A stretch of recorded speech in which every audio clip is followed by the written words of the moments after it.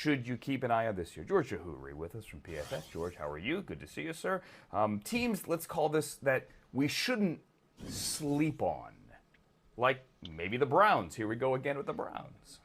Yeah, I know, right? I mean, last year they were one of the trendiest picks to make it to the Super Bowl, and we saw how that ended up. But this year, everyone's talking about the Ravens, and rightfully so. They're awesome. But the Cleveland Browns have a ton of talent, and they bring in Kevin Stefanski, who turned Kirk Cousins from 14th graded quarterback to number 4 last year in PFF's grading system. And so when you look at what they can potentially do here with the Cleveland Browns, taking that play action game and giving Baker Mayfield more time to make throws, that was something he didn't have last year.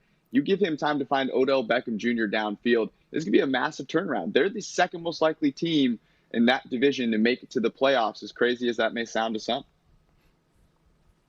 And Odell said earlier he still very much is staying in Cleveland. He's healthy. Forget about joining Cam in New England. That is just internet nonsense here.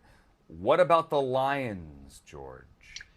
Well, normally you think of a team that picked number 3 and you go, oh, they were really, really bad last year. But with Matt Stafford healthy, they were really, really good. They were a top 5 passing offense on a per-play basis when he was their quarterback.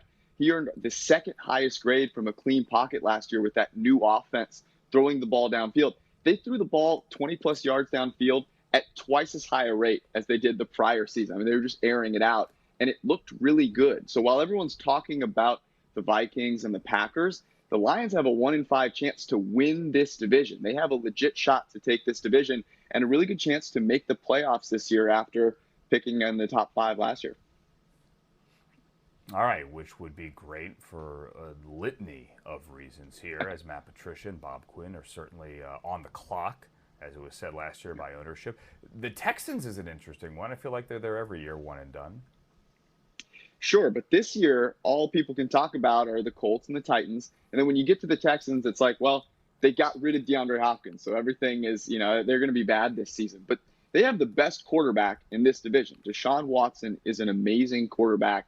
And when you think about teams they're good, but there are still question marks with the Colts and the Titans, you want to take the best quarterback. And one of the things that Deshaun Watson can do and has been doing to make himself a better QB is getting rid of the ball more quickly. And when he does so, he's one of the best. Only Mahomes and Drew Brees have a pass rating that is higher than Watson when they get rid of the ball in under 3 seconds. So he continues to improve, be more efficient.